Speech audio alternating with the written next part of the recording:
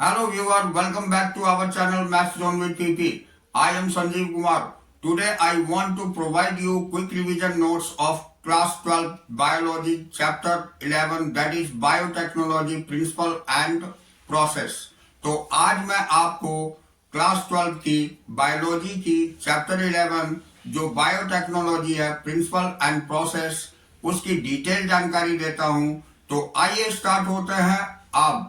हाँ, तो आइए आज हम क्लास 12 बायोलॉजी की चैप्टर 11 जो biotechnology and principle and process है इसकी डिटेल जानकारी देता हूँ।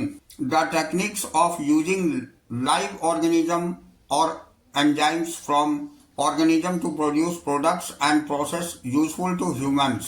Many processes like the vitro fertilization leading to test tube baby synthesizing genes and using it, developing a DNA vaccine or correcting a defective genes are also part of biotechnology.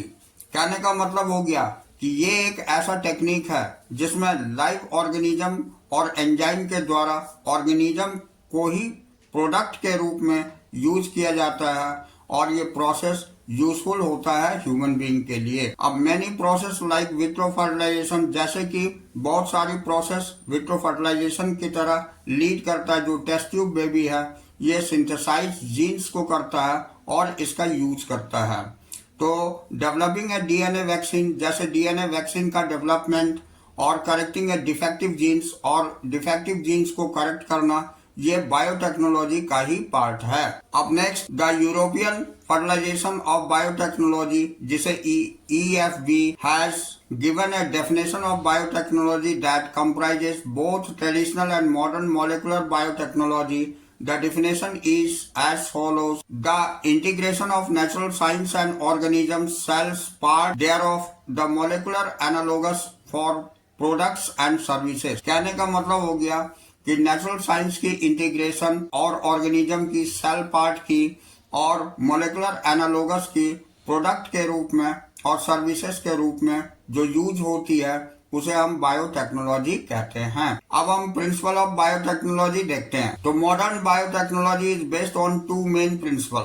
Modern biotechnology जो है ये दो main principal पर आधारित है, जिसमें पहला है जेनेटिक इंजीनियरिंग। तो genetic engineering is defined as the direct manipulations of genome, that is DNA and RNA of an organism. तो it involves the transfer of new genes to improve the functions और traits into host organisms and this changes the phenotype of the host organism.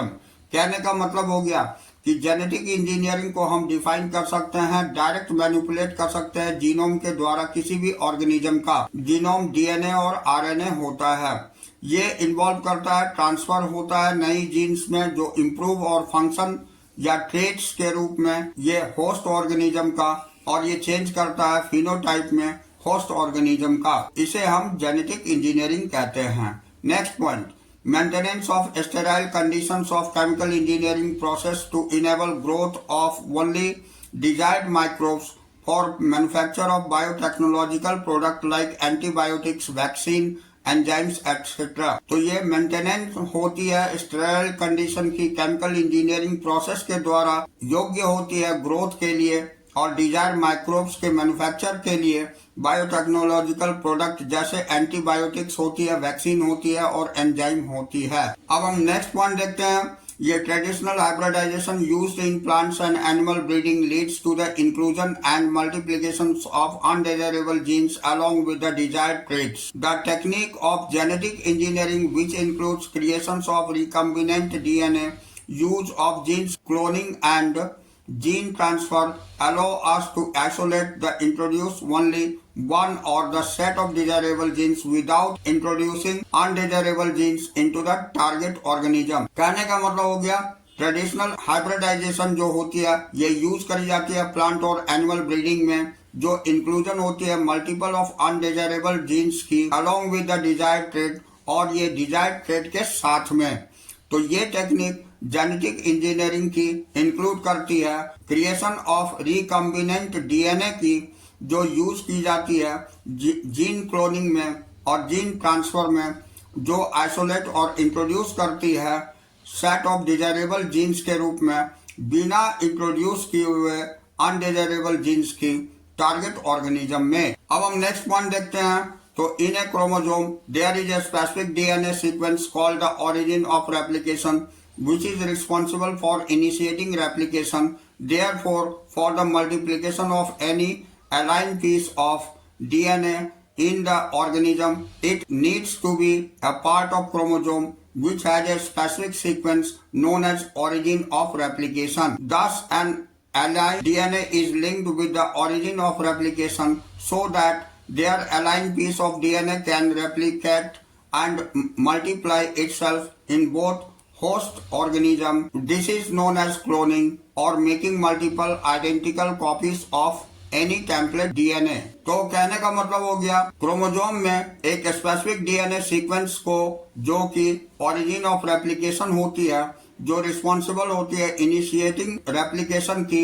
Therefore इसलिए multiplication जो align piece of DNA की होती है वो organism के अंतर्गत आवश्यक होती है क्रोमोसोम के पार्ट में जो स्पेसिफिक सीक्वेंस, इस स्पेसिफिक सीक्वेंस को हम ओरिजिन ऑफ रेप्लिकेशन कहते हैं। अलाइन डीएनए जो लिंक्ड होती है ओरिजिन ऑफ रेप्लिकेशन के साथ और अलाइन पीस ऑफ डीएनए जो रेप्लिकेट करता है और मल्टीप्लाई करता है खुद ही होस्ट ऑर्गेनिज्म के अंतर्गत, इसे हम क्लोनिंग कहते हैं।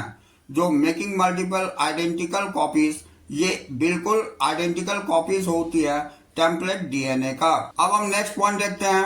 The construction of first recombinant DNA emerge from the possibility of linking a gene encoding antibiotic resistance with a native plasmid of Salmonella typhimurium. तो कहने का मतलब हो गया कि ये कंस्ट्रक्शन और रिकम्बिनेशन डीएनए की इमर्ज होती है, पॉसिबल होती है लिंकिंग जीन्स की एनकोडिंग के द्वारा जो एंटीबायोटिक रेजिस्टेंस होती है और नेटिव प्लास्मिड्स की जो साल्मोनेला टाइफीम्यूरियम कहलाती है। अब नेक्स्ट पॉइंट, ये Stanley Cohen and Herbert Boyer in 1972 isolated the antibiotics resistance gene by cutting out the piece of DNA from the plasmid, यानी autonomously replicating circular extra chromosomal DNA of Salmonella typhimurium. The cutting of DNA at specific locations become possible with the discovery of the so-called molecular seizures. इसको हम restriction enzyme भी बोलते हैं। तो कहने का मतलब हो गया कि स्टैनले कोहेन और हार्बर्ट बॉयर ने 1972 में आइसोलेट किया था एंटीबायोटिक रेजिस्टेंस के रूप में जीन की और कटिंग करी थी एक डीएनए की पीस को, जिसे प्लास्मिड से anomalously replicating circular extra chromosomal DNA होती है साल्मोनेला टाइफीम्यूरियम की। ये कटिंग डीएनए की स्पेसिफिक लोकेशन में पॉसिबल होती है जो डिस्कवरी करी जाती है, इसीलिए इसे मोलिकुलर सीजर भी बोला जाता है, यानी रेस्ट्रिक्शन एंजाइम्स भी बोला जाता है। अब next point, the cut off the DNA was then linked with the plasmid DNA, और ये कट जो डीएनए की करके उन्होंने प्लास्मिड डीएनए के साथ लिंक किया। This plasmid DNA acts as vectors to transfer the piece of DNA attach to it. ये डीएनए प्लास्मिड डीएनए जो है ये वेक्टर का काम करती है और ट्रांसफर करी जाती है एक डीएनए की पीस के साथ अटैच करके। A plasmid can be used as vector to deliver an alien piece of DNA into the host organism, और ये प्लास्मिड डीएनए ये जो है वेक्टर के रूप में डिलीवर करी जाती है और अलाइन करी जाती है डीएनए की पीस में होस्ट ऑर्गेनिज्म के अंतर्गत। अब next point, the linking of antibiotic resistance genes with the plasmid vector becomes possible with the enzyme ligase, which acts as a cut DNA molecules and join their ends. This makes a new combination of autonomously replicating DNA created in vitro and known as recombinant DNA. तो कहने का मतलब हो गया कि ये linking जो होती है एंटीबायोटिक रेजिस्टेंस जीन्स की प्लास्मिड वेक्टर के रूप में जो संभव होता है एंजाइम लीगेज के रूप में, और ये एक्ट करता है कट डीएनए मॉलिक्यूल्स ज्वाइन करते हैं दूसरे एंड में। तो this makes a new combination, ये नई कॉम्बिनेशन बना देती है ऑटोनोमसली रेप्लिकेटिंग डीएनए का, जो क्रिएट होती है वाइट्रो के रूप में जिसे हम रिकम्बिनेंट डीएनए बोलते हैं। हाँ, तो अब नेक्स्ट पॉइंट देखते हैं। When this DNA is transferred into E. coli, it could replicate using the new host DNA polymerase enzyme and make multiple copies. The ability of multiply copies of antibiotic resistance gene in E. coli was called cloning of antibiotic resistance gene in E. coli. कहने का मतलब हो गया, DNA जब transfer होती है E. coli में और इसकी रेप्लिकेशन हो जाती है नई होस्ट डीएनए पॉलीमरेज एंजाइम के रूप में, जो नई मल्टीपल कॉपीज बनाती है। ये एबिलिटी मल्टीप्लाई करने की कॉपीज की और एंटीबायोटिक रेजिस्टेंस होती है ई कोलाई में, इसे ही हम cloning of antibiotic resistance E coli में कहते हैं। अब next point, recombinant DNA technology or also called genetic engineering deals about the production of new combination of genetic material artificially in a laboratory. These recombinant DNA RNA molecules are then introduced into host cells where they can be propagated and multiplied. कहने का मतलब हो गया कि ये recombinant DNA technology, जिसे हम genetic engineering भी कहते हैं, ये प्रोड्यूस करती है नई कॉम्बिनेशन ऑफ जेनेटिक मटेरियल की। ये आर्टिफिशियली लेबोरेटरी में ये रिकम्बिनेंट डीएनए, जिसे आरएनए भी बोला जाता है, मॉलिक्यूल्स जो होती है ये इंट्रोड्यूस होती है नई होस्ट सेल में, where they can be propagated, जहां ये आगे प्रोपगेट करती है और मल्टीप्लाई करती है। अब steps of recombinant DNA technology देखते हैं। तो इसमें पहला पॉइंट है identification of DNA with desirable genes. दूसरा पॉइंट है introduction of the identified DNA into the host. और तीसरा पॉइंट है maintenance of introduced DNA in the host and transfer of DNA to its progeny. यानी इसमें 3 steps होते हैं। अगला point, tools of recombinant DNA technology includes, यानी tools recombinant DNA technology क्या क्या इंक्लूड करती है। तो इसमें फर्स्ट पॉइंट रेस्ट्रिक्शन एंजाइम करती है, दूसरा पॉलीमरेज एंजाइम करती है, तीसरा लिगासेज करती है, चौथा वेक्टर्स और पांचवा होस्ट ऑर्गेनिजम्स होती है। अब रेस्ट्रिक्शन एंजाइम मोलिकुलर सीजर हम देखते हैं। तो restriction enzyme belong to a large class of enzymes called nucleases. There are of 2 kinds. ये exonuclease and endonuclease. Exonuclease removes nucleotides from the end of DNA, whereas endonuclease makes cut of specific position within the DNA. कहने का मतलब हो गया कि restriction enzyme जो है, ये लार्ज क्लास ऑफ एंजाइम को हम न्यूक्लियस बोलते हैं। ये 2 टाइप की होती है, एक्सोन्यूक्लियस और एंडोन्यूक्लियस। एक्सोन्यूक्लियस रिमूव करती है न्यूक्लियोटाइड्स को एंड ऑफ डीएनए, डीएनए के अंत से, जबकि एंडोन्यूक्लियस कट करती है स्पेसिफिक पोजीशंस में with in the DNA, DNA के अंतर्गत। अब एग्जांपल देखते हैं। तो example of first restrictions endonuclease hind, second also cut DNA molecules at a particular point by recognizing a specific sequence of 6 base pairs. This specific base sequence is known as recognition sequence for Hind second. कहने का मतलब हो गया कि first restriction enclosure endonuclease जो होती है वो hind second always cut DNA, ये हमेशा डीएनए मॉलिक्यूल्स कट करती है पार्टिकुलर पॉइंट में। जो रिकॉग्नाइजिंग स्पेसिफिक सीक्वेंस, ये रिकॉग्नाइजिंग करती है स्पेसिफिक सीक्वेंस 6 बेस पेयर की, और ये स्पेसिफिक बेस सीक्वेंस को हम recognition sequence for hind second बोलते हैं। अब next point, each restrictions endonuclease recognizes a specific palindromic nucleotide sequence in the DNA. यानी प्रत्येक रेस्ट्रिक्शंस जो एंडोन्यूक्लियस रिकॉग्नाइज करता है, ये स्पेसिफिक पैलियंड्रोमिक न्यूक्लियोटाइड्स सीक्वेंस में करता है डीएनए की। Palindromes are group of letters that form the same word when read both forward and backward from the example. जैसे मलयालम है, इसे मलयालम को हम आगे से भी पढ़ेंगे तो ये मलयालम हो जाएगा, पीछे से भी पढ़ेंगे तो मलयालम हो जाएगा। इस तरह की अरेंजमेंट होती है लेटर्स की। यहाँ 5 गेट GAATTC और 3 में, और ये 3 में CTTAG, ये 5 से।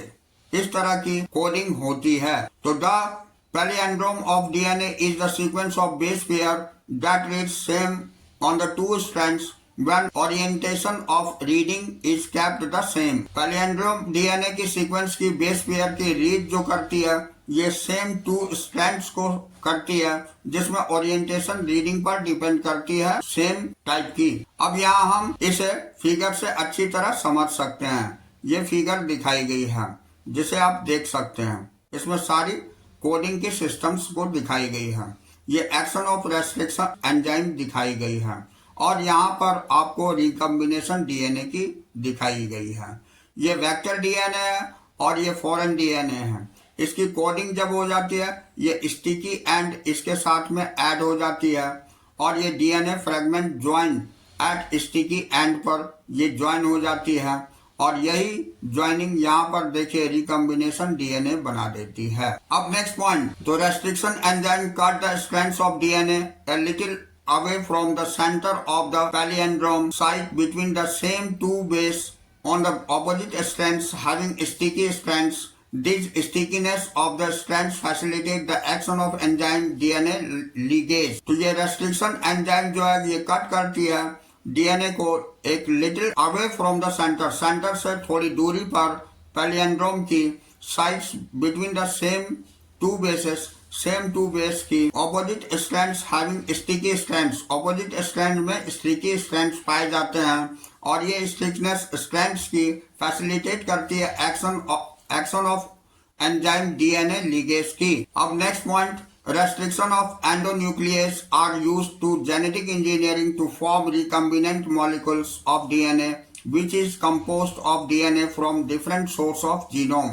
यानी रेस्ट्रिक्शन एंडोन्यूक्लियस की यूज करी जाती है जेनेटिक इंजीनियरिंग में रिकम्बिनेंट मॉलिक्यूल की फॉर्म करने के लिए डीएनए की, जो कि कंपोज करती है डीएनए को डिफरेंट सोर्स ऑफ जीनोम से। अब next, when cut off same restriction enzyme the resultant DNA fragments have the same kinds of sticky ends and can be joined together using DNA ligases। यानी ये जो cut होती है same restriction enzyme की जिससे DNA fragments बनती है sticky end पर जाकर के सेम तरह से ज्वाइन हो जाती है ये डीएनए लिगेज के द्वारा, तो जिसे यहाँ पर हमें दिखाई गई है। ये फॉरेन डीएनए है और ये वेक्टर डीएनए जिसको प्लास्मिड बोलते हैं, प्लास्मिड के बीच में ये फॉरेन डीएनए की कट ऑफ होकर के ये पोर्शंस इसमें ऐड हो जाती है और जिससे कि ट्रांसफॉर्मेशन इसमें होती है। ये सेल डिवीजन होके ई कोलाई में ये टू पार्ट्स में डिवाइड हो जाती है। इस तरह से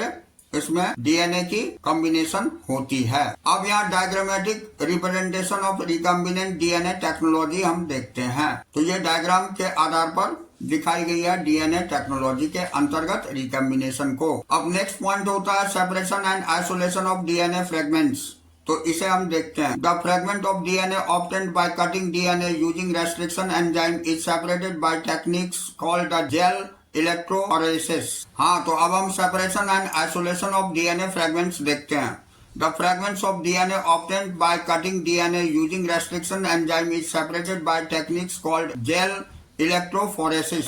जो डीएनए ऑब्टेन्ड होती है फ्रेगमेंट्स के द्वारा कटिंग डीएनए के द्वारा रेस्ट्रिक्ट होती है एंजाइम के द्वारा और इसे सेपरेट करते हैं, उस टेक्निक को हम जेल इलेक्ट्रोफोरेसिस बोलते हैं। Negatively charge DNA fragments can be separated by forcing them to move towards the anode under the electric field through medium। तो DNA fragment separate according to their size, their sieving effects provide by agarose gel. कहने का मतलब हो गया fragment DNA की obtain जो होती है ये कटिंग डीएनए की रेस्ट्रिक्ट होती है एंजाइम को सेपरेट करने के लिए। इस टेक्निक को हम जेल इलेक्ट्रोफोरेसिस बोलते हैं। और नेगेटिवली चार्ज जो डीएनए फ्रेगमेंट्स की होती है ये सेपरेट होती है, फोर्स करती है मूव करने के लिए इसे एनोड की ओर इलेक्ट्रिक फील्ड में मीडियम के थ्रू। तो ये डीएनए फ्रेगमेंट्स सेपरेट हो जाती है according to size, their sieving effects provide the agarose gel. इसे एगरोस जेल के द्वारा प्रोवाइड करी जाती है इस इफेक्ट्स को। अब हम नेक्स्ट पॉइंट देखते हैं। The separated DNA fragments can be visualised after staining the DNA and ethidium bromide followed by exposure of UV light. तो ये सेपरेटेड डीएनए फ्रेगमेंट्स जो है ये विजुअलाइज होती है स्टैनिंग डीएनए के द्वारा, एंडोथियम ब्रोमाइड के द्वारा फॉलो करी जाती है यूवी लाइट के अंतर्गत। UV that means ultraviolet light के अंतर्गत। Separated bands of DNA are separated from agarose gel and extracted from gel, that is illusion। तो ये सेपरेट डीएनए जो होती है, सेपरेट बैंड ऑफ डीएनए जो होती है, ये एगरोज जेल के द्वारा ये एक्सट्रैक्ट कर ली जाती है जेल से, और इसे हम इल्यूजन बोलते हैं। तो the DNA fragments purified this way is use for recombination. ये डीएनए फ्रेगमेंट्स को प्यूरिफाई कर ली जाती है और यूज करी जाती है रिकम्बिनेशन के लिए। नेक्स्ट पॉइंट हम क्लोनिंग वेक्टर देखते हैं। तो plasmids and bacteriophages is commonly used vector for cloning. Plasmids और बैक्टीरियोफेज जो है ये कॉमनली यूज होती है वेक्टर की क्लोनिंग के लिए। तो they have ability to replicate within the bacterial cell independent for the control of chromosomal DNA. Ability replicate करती है बैक्टीरियल सेल के अंतर्गत, इंडिपेंडेंट होती है और कंट्रोल करी जाती है क्रोमोसोमल डीएनए के द्वारा। Bacteriophages because of their high number of per cell have very high copy number of their genome within the bacterial cell. यानी बैक्टीरियोफेजेस जो होती है ये हाई नंबर पर सेल की होती है और बहुत ही हाई कॉपी नंबर जीनोम की हो जाती है ये बैक्टीरियल सेल के अंतर्गत। अब following features are required to facilitate cloning into the vector. यानी नीचे दिए गए फीचर्स हैं जो रिक्वायर्ड होते हैं फैसिलिटेट करने के लिए क्लोनिंग वेक्टर में। अब ओरिजिन ऑफ रेप्लिकेशन देखते हैं जिसे ORI बोलते हैं। The sequence from where replication starts and any piece of DNA when linked to the sequence can be made by replicate within the host cell. This sequence of responsibility of the controlling the copy number of the linked DNA। तो कहने का मतलब हो गया जो sequence होती है replication की वो स्टार्ट हो जाती है एक पीस डीएनए से जो लिंक होते हैं सीक्वेंस में, ये बनाई जाती है रेप्लिकेट करके होस्ट सेल के अंतर्गत, और इस सीक्वेंस को रिस्पॉन्सिबल होती है, कंट्रोल करती है कॉपी नंबर को डीएनए लिंक के द्वारा। अब अगला पॉइंट हम देखते हैं सेलेक्टेबल मार्कर है। Help in the identifying the eliminating non transformants and selectively permitting the growth of the transformants. यानी ये मदद करती है आइडेंटिफाई करने में और एलिमिनेट करने के लिए नॉन ट्रांसफॉर्मेंट का, जो सेलेक्टिवली परमिट करती है ग्रोथ को ट्रांसफॉर्मेंट की। अब transformation is a process through which a piece of DNA is introduced in a host bacterium. Generally, the gene encoding resistance to antibiotics such as ampicillin, chloramphenicol, or tetracycline, or kanamycin, etc.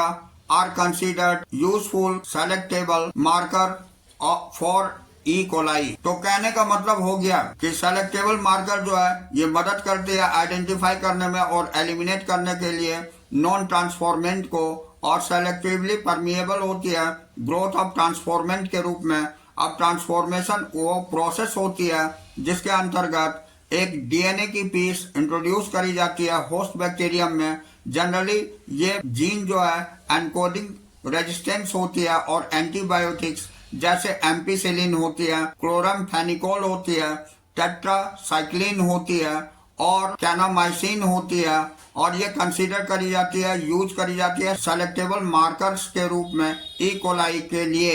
अब हम next point cloning sites देखते हैं। तो to link the foreign DNA the vector need to have single recombination. To link the foreign DNA the vector need to have single recognition site for the commonly used restriction enzyme, as presence of more than one recognition sites within the vector will generate several fragments which will complicate the gene cloning. The ligations of foreign DNA is carried out by the restriction sites present in one or two antibiotic resistance genes. तो कहने का मतलब हो गया एक foreign DNA जो vector need करती है सिंगल रिकॉग्निशन साइट्स के रूप में कॉमनली यूज करी जाती है रेस्ट्रिक्शन एंजाइम को के प्रेजेंस में, और ये अधिक होती है रिकॉग्निशन साइट्स में वेक्टर के अंतर्गत, और ये जनरेट करती है सेवरल फ्रेगमेंट्स को, और जो कि कॉम्प्लिकेट और जीन क्लोनिंग कहलाती है।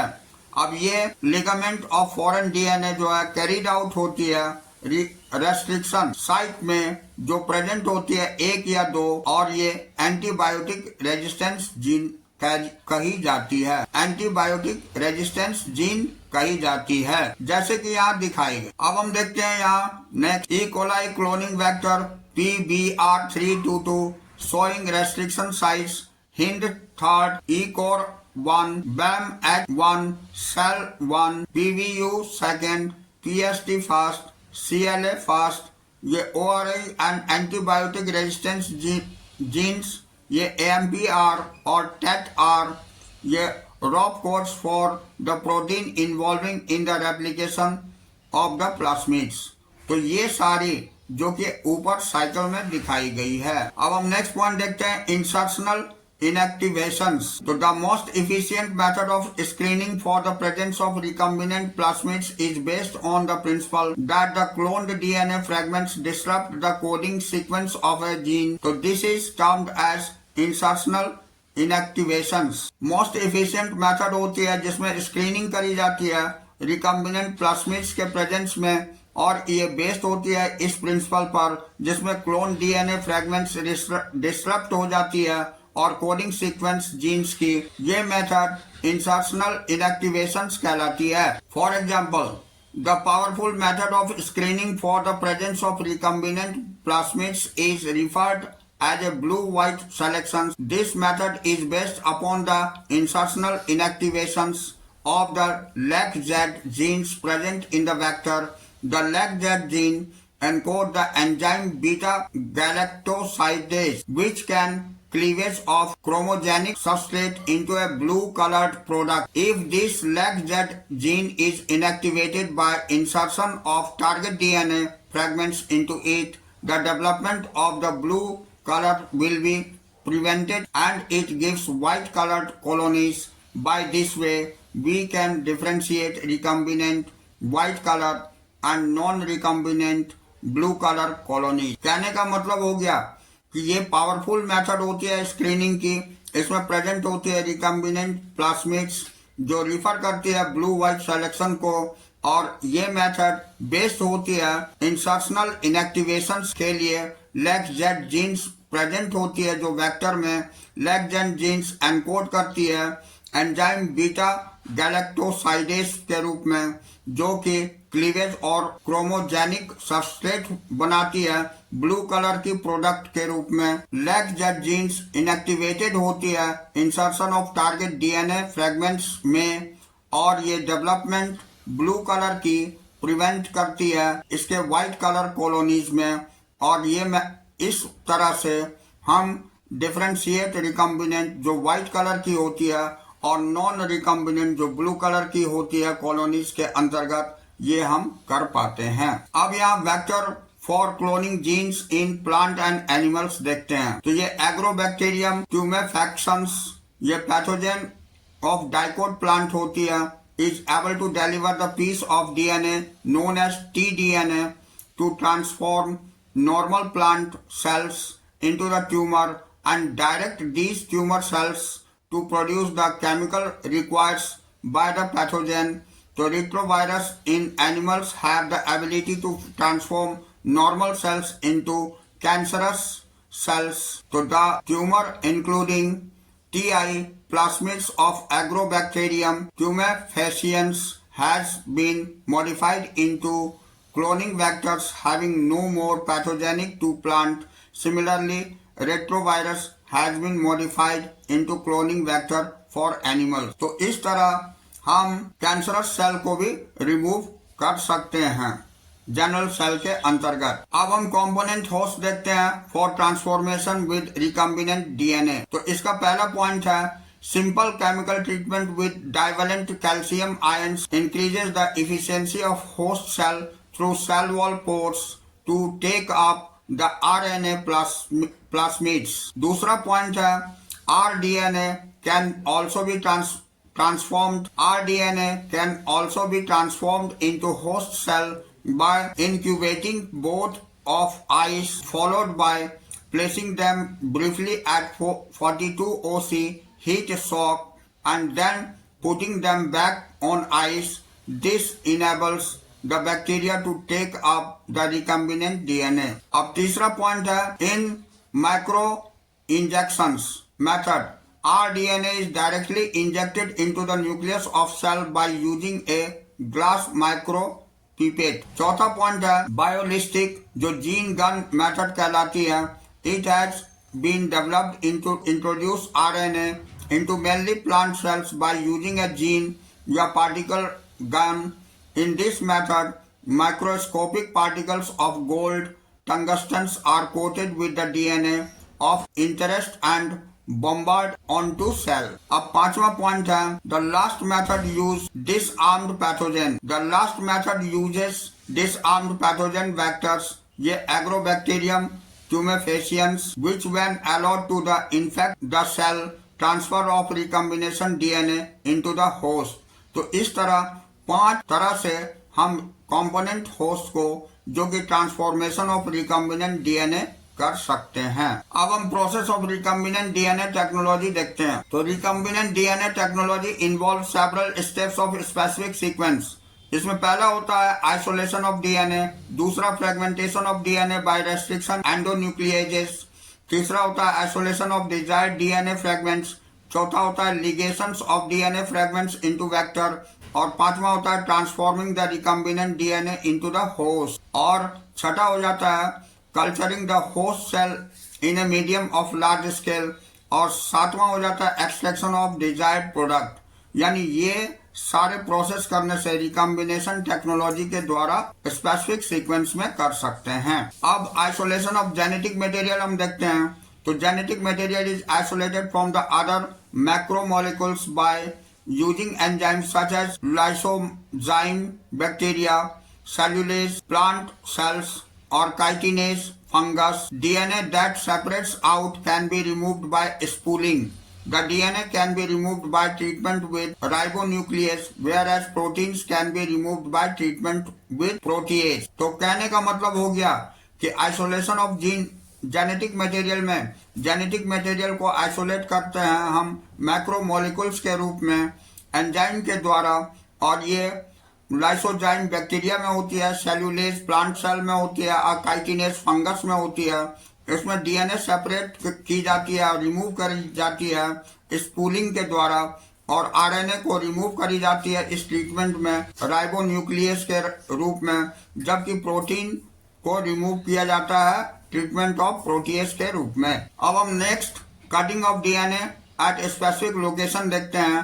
तो cutting of DNA at a specific location is performed by using restrictions enzyme and agarose gel electrophoresis to check a progression of restriction enzyme digestion after cutting source of DNA as well as vector DNA with a specific restriction enzyme to cut out gene of interest from the source DNA. यानी cutting DNA specific location में हम perform करते हैं restriction enzyme को, जिसे एगरो gel electrophoresis बोलते हैं. इसके द्वारा ये चेक करी जाती है प्रोग्रेशन को जो रेस्ट्रिक्शन एंजाइम डाइजेशन में होती है, और after cutting source of DNA यानी सोर्स ऑफ डीएनए की कटिंग के बाद ये वेक्टर डीएनए को स्पेसिफिक रेस्ट्रिक्शन एंजाइम के द्वारा कट आउट कर ली जाती है, और ये जीन ऑफ इंटरेस्ट ये सोर्स डीएनए कहलाती है.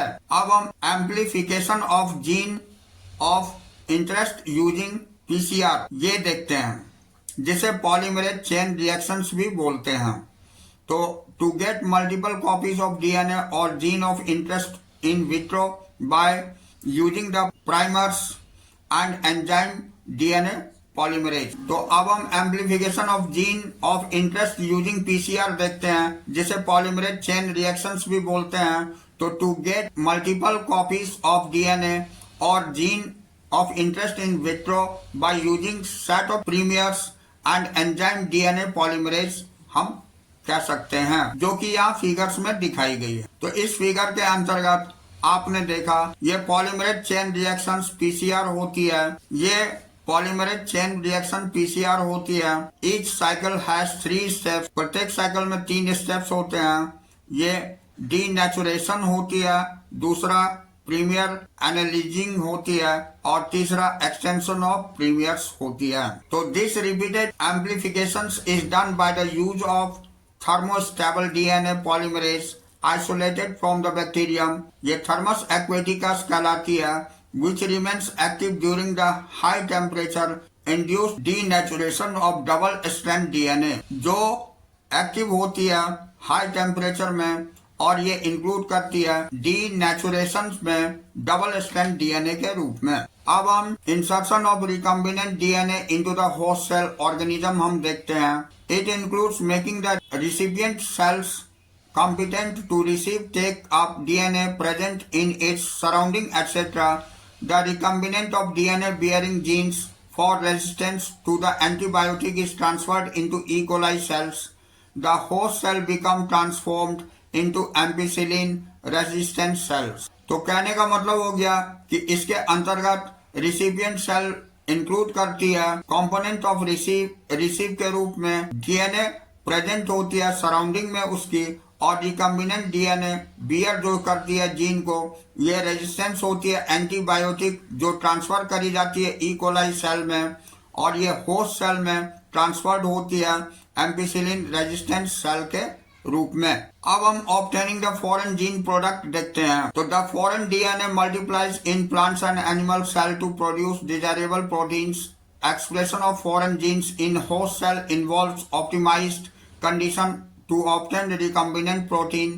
The recombinant protein is multiplied in a continuous culture system in which used medium is drained out from the one side while fresh medium is added from the other to maintain the cells in their physiological active phase. A bioreactor provides the optimal condition for receiving the desired product by providing optimum growth conditions, temperature, pH, substrate, salts, vitamins, oxygen। तो कहने का मतलब हो गया जो foreign DNA multiply करती है plant और एनिमल में, ये प्रोड्यूस करती है डिजायरेबल प्रोटीन को और ये एक्सप्रेस होती है फॉरेन जीन्स के रूप में होस्ट सेल के अंतर्गत। ये ऑप्टिमाइज कंडीशन रिकम्बिनेंट प्रोटीन कहलाती है और ये रिकम्बिनेंट प्रोटीन मल्टीप्लाइड होकर के कंटिन्यूअस कल्चर सिस्टम के अंतर्गत ये मीडियम ड्रेन आउट हो जाती है और ये वन साइड से दूसरे साइड में दूसरे मीडियम में ऐड हो जाती है और ये मेंटेन करती है सेल को फिजियोलॉजिकल एक्टिव फेज के रूप में।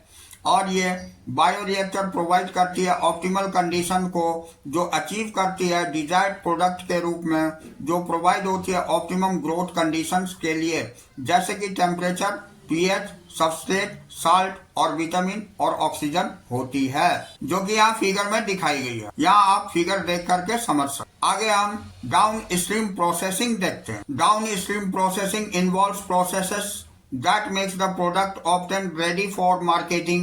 This process includes separation and purification called the downstream processing. Suitable preservatives are added to it and sent for clinical trials in case of drugs before releasing the market for public use. तो कहने का मतलब हो गया down stream processing involve होती है ऐसे process को जिसमें प्रोडक्ट ऑब्टेन्ड होती है, ये रेडी हो जाती है मार्केटिंग के लिए और ये प्रोसेस इंक्लूड होती है, सेपरेट होती है और प्यूरिफाइड करी जाती है डाउन स्ट्रीम प्रोसेसिंग के अंतर्गत, जो कि सुटेबल प्रिजर्वेटिव्स के रूप में ऐड होती है और ये भेज दी जाती है क्लिनिकल ट्रायल के रूप में और ये भेज दी जाती है क्लिनिकल ट्रायल के रूप में ड्रग्स के केस में मार्केट में रिलीज होने से पहले पब्लिक यूज के लिए। तो इस तरह यहाँ हमारी चैप्टर फिनिश होती है। तो next day we will meet again on the next class.